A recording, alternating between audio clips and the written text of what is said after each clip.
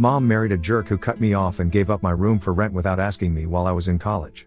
Years later they are in big trouble and are begging me for help to avoid prison. I, 25M, don't get along with my stepdad Rick, 52M, and never have. He married my mom, 47F, when I was 15 after dating for a couple of months, and it's been 10 years, but I think I still hate him more than anyone on this planet. My mom and dad, 50M, got divorced a few years after I was born, maybe when I was 4 or 5.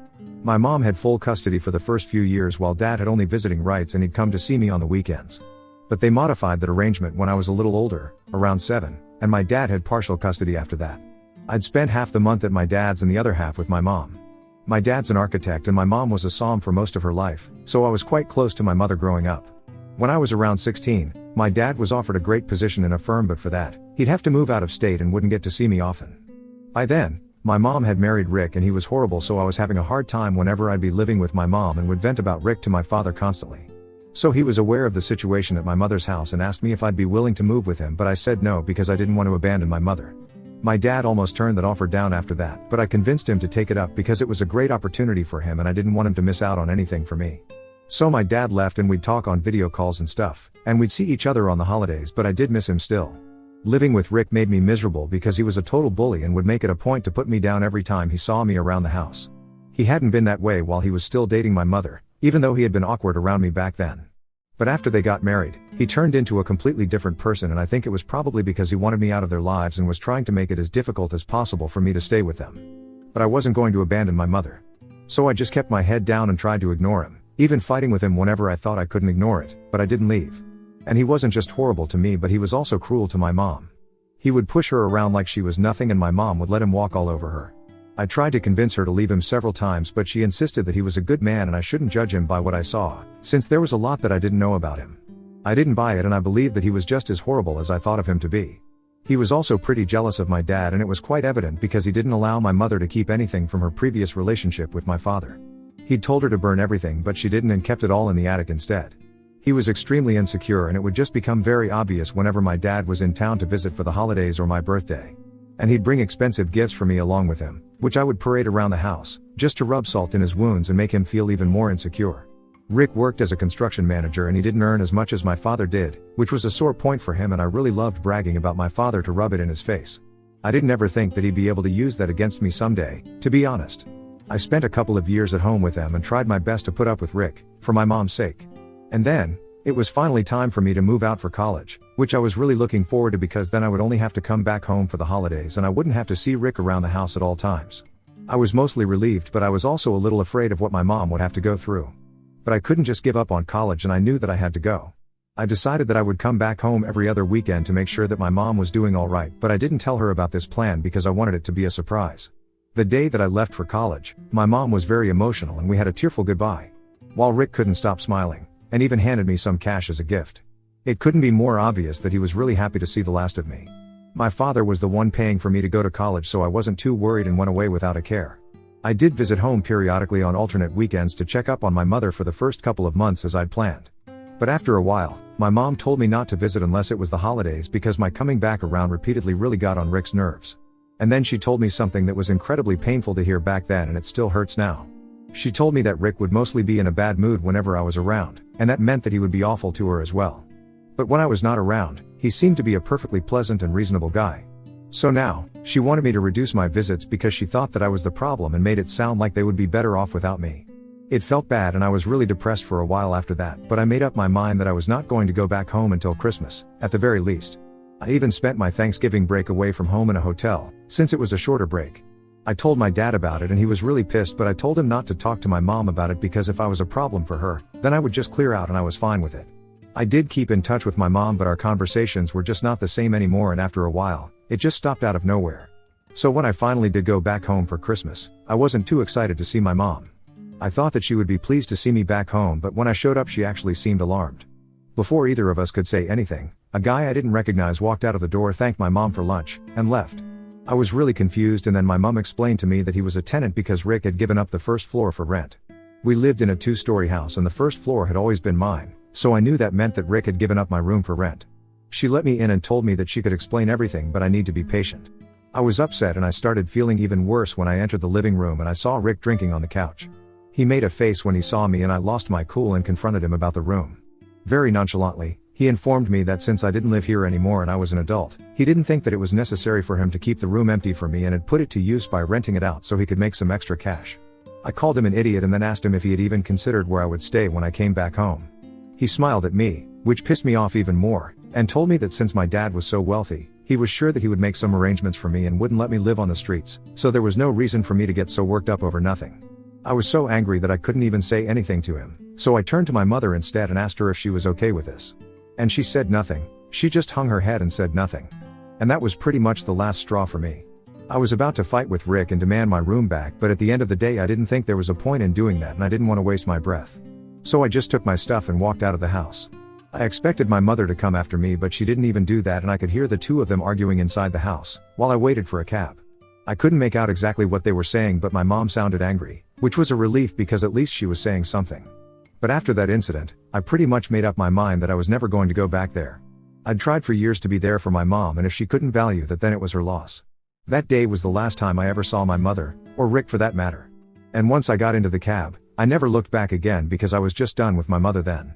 After that, I talked to my dad about what happened and he told me that from then onwards, I could just visit him whenever I needed to go back home. And that's what I used to do every holiday. I would fly out to him, and once I graduated, I moved in with my dad. He got me my first internship and eventually my first job. I still live with him and he's pretty much the only family I have now. I stopped speaking to my grandparents around the same time as my mother, and it was easy because we were never really that close. My dad's parents had both passed away when I was really little, so I never really got to know them, and now, my dad is all I have for my family. And he can say the same for me, too.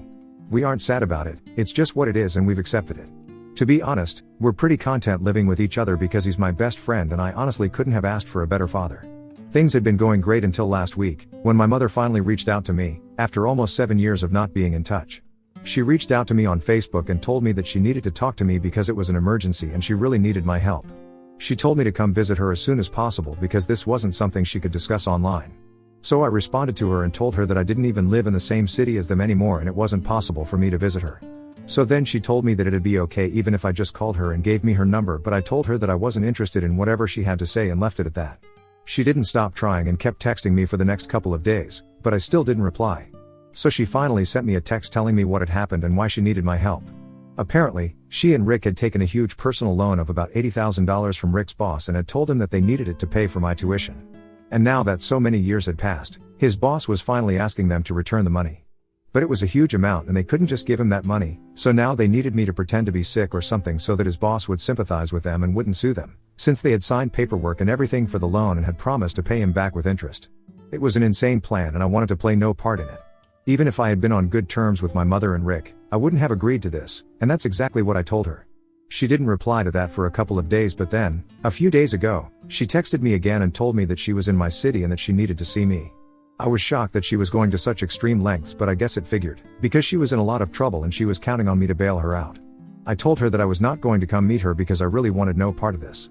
It all just sounded really shady and dangerous, and if she really wanted to be out of trouble, then she should just agree to pay back the amount in installments eventually and hope that Rick's boss is fine with that.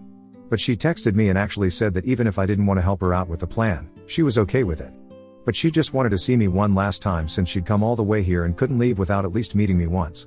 I was aware that she was bluffing, but I still agreed to meet her for lunch because I wanted to see her and I did miss her a lot.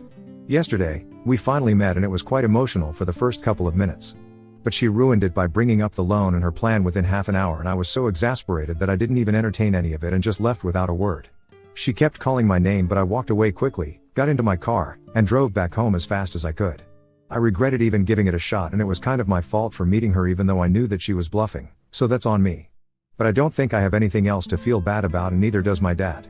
My mother, however, does not share the same opinion as us. She sent me a long video yesterday, really late at night, and it was pretty obvious to see that she was drunk and crying. She said that she expected me to help her out because I had been her shield throughout my childhood. And she knew that she'd screwed up in the past, but she was really disappointed that I was getting revenge instead of being the bigger person, especially when there was so much at stake.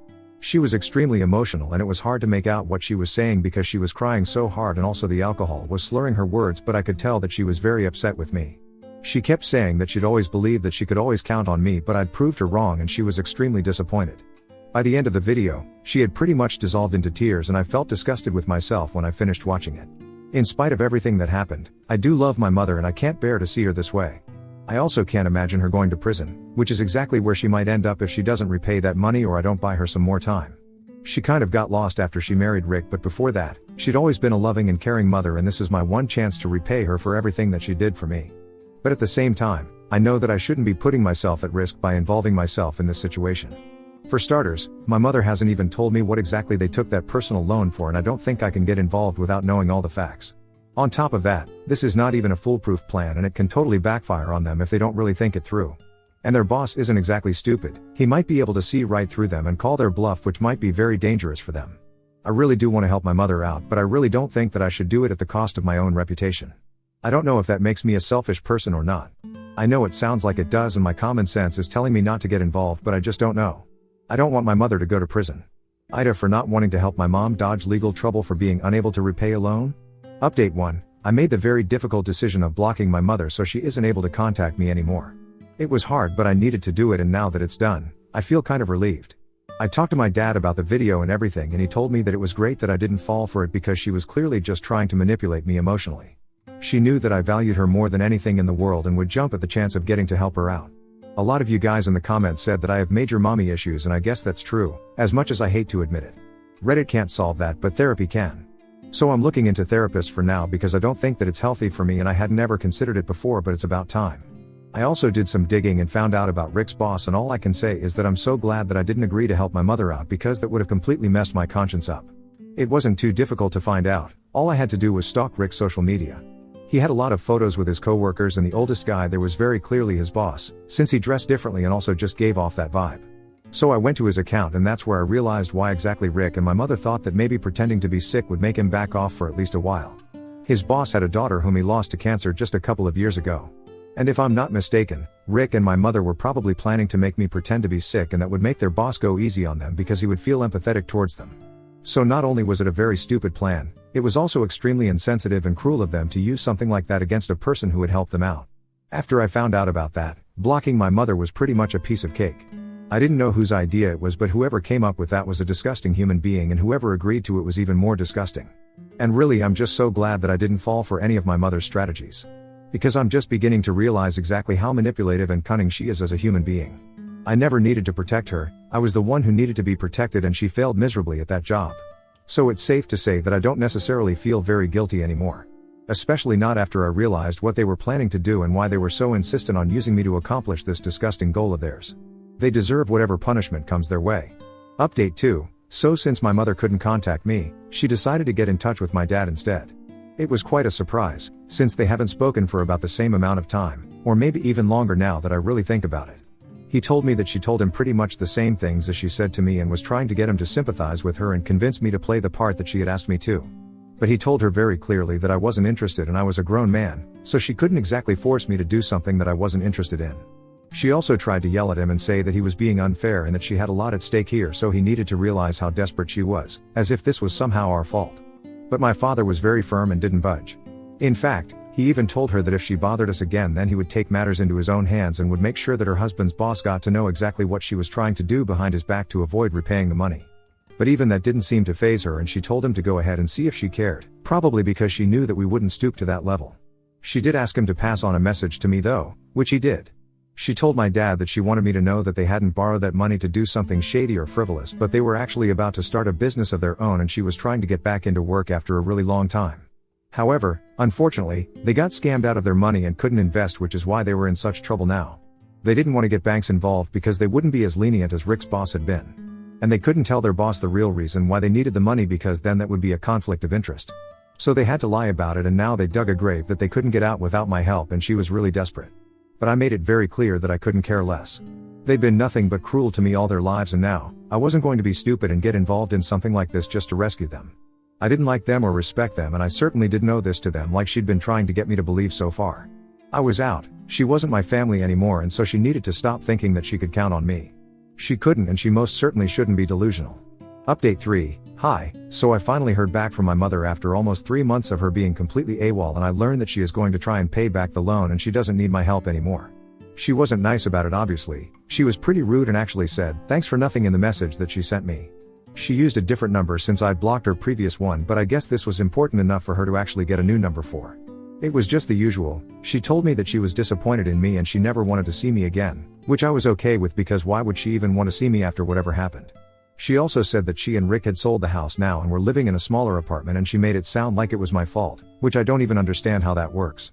But I guess she can always just find a way to blame me for everything that goes wrong in her life. At this point, I shouldn't even be surprised. The bottom line is that I'm now finally done and that we don't have to talk to each other again. She hates me, I hate her. End of discussion.